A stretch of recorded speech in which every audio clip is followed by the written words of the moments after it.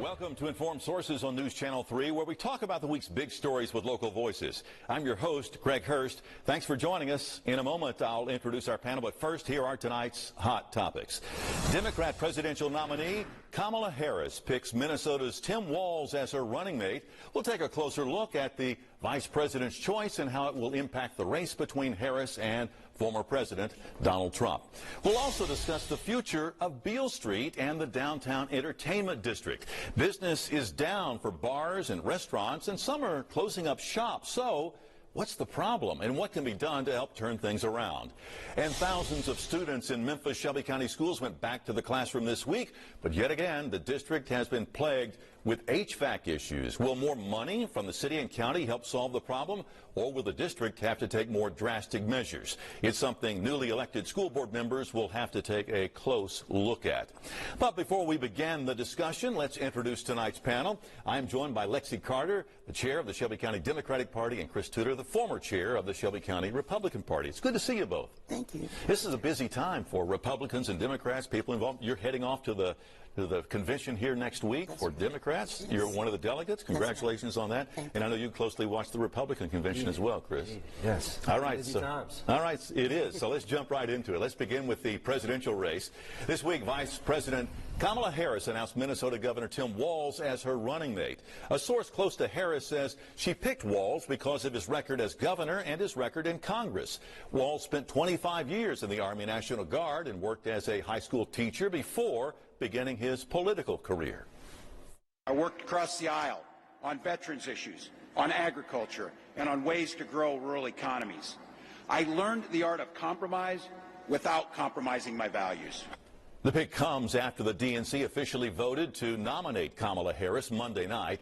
99% of pledged delegates voted for her.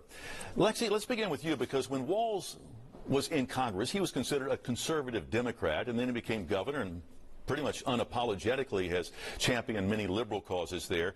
Wouldn't his policies have trouble here in the Mid-South passing?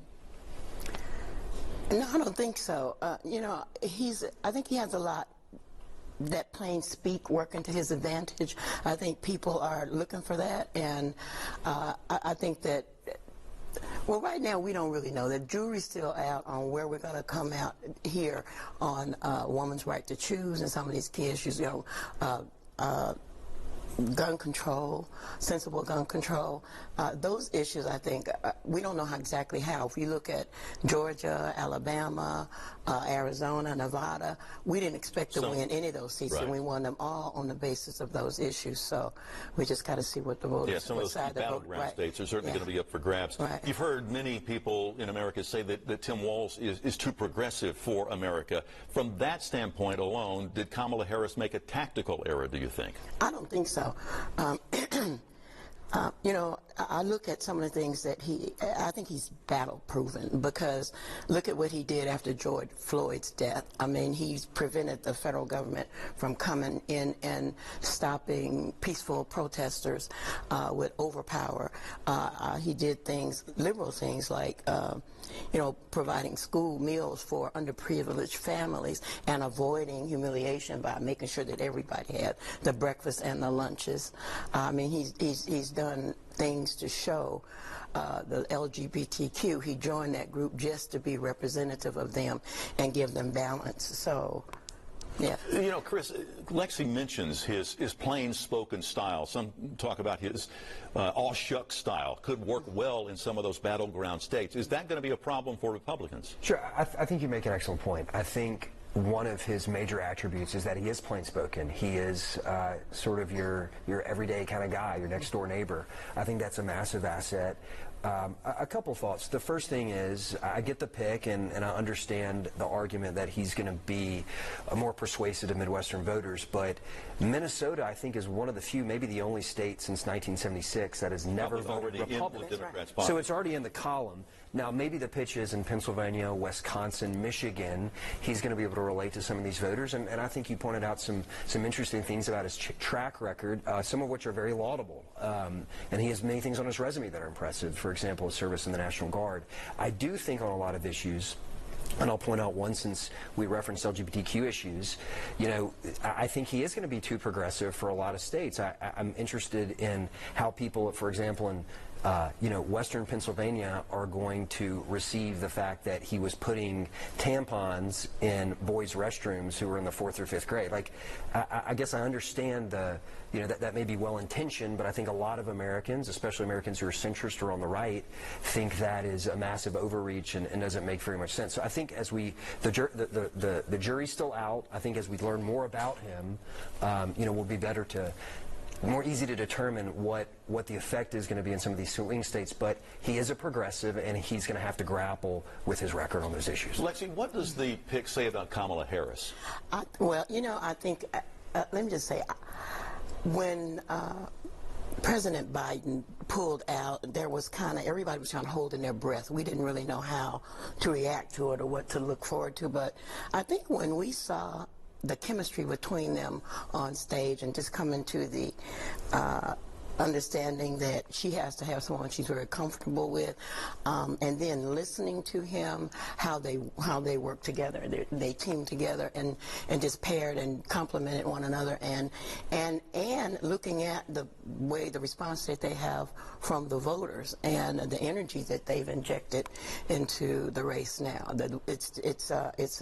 It reminds you of the Obama era when we were just on this high and we had all of this energy and you know, momentum going. And so I think that, you know, I think they were going to make it work. What do you think the pick says about Kamala Harris? Yeah, I agree with that, and you know, I don't like to quote communists, but I think there's an interesting quote from Lenin. He said, sometimes there are years that go by where nothing happens, and then other times in a few weeks, decades seem to transpire. And we've really experienced that with everything, with President Biden, you know, bowing out, with the attempted assassination attempt on the president, with Vice President Harris going from, you know, she was not a prominent vice president. That was not the role she took in this administration for whatever reason, and now she is the candidate. So much has happened. They've got the momentum. They've raised a lot of money. But politics is like a sine wave. It goes up and down. I mean, a few weeks ago you were reading articles, I'm sure, you know, a lot of our viewers saw them, where Democrats were despairing. Just a few weeks ago, hey, after the debate, look, Trump's going to win this thing, and now it's the other way. It's much, much too soon to make any judgments about it. You mentioned a quote about communism, and we've heard Tim Walz say, you know, one person's socialism is another person's neighborliness.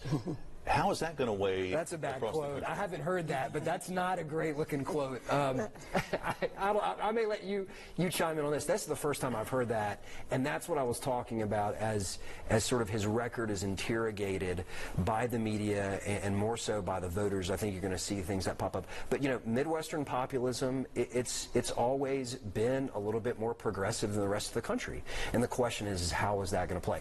But that's a bad quote. You never want to say anything soft about socialism or communism, even though I did just quote Lenin, I guess. Well, and your candidates are going to be able to go scripted here next week when we get to the Democratic National Convention. Yeah, and I'm looking forward to that. I mean, I'm looking at 64 minutes yesterday of former President Trump. I couldn't figure out where he was coming from. But you bring up a good question. Yeah. When will Kamala Harris address the media in an open news conference like that? I think it's coming, and I see some, I think that's part of what that 64 minutes was about. I think there's some pressure for the medium to make her do that. But let us get our day, let's get our convention behind us. She's going to roll with this momentum as long as it's there. And I think that's a great idea. I think we should just go with the flow. As long as you're raising this kind of money, you have this kind of energy.